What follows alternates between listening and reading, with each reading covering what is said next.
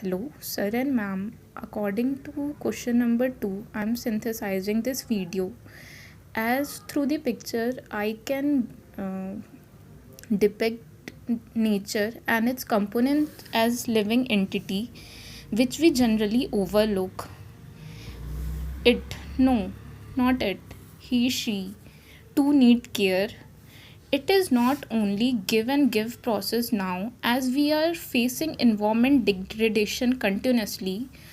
A comrade handshake with nature with promise to save it and replenish it should be our main task, as government bodies are too taking it seriously. In every G7 G20 summit, we used to know about the steps which government is taking, so it's also our responsibility on individual level to take this seriously.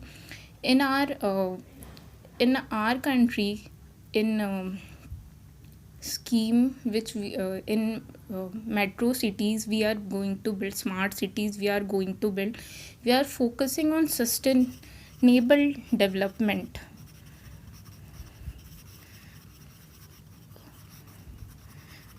and we are doing so.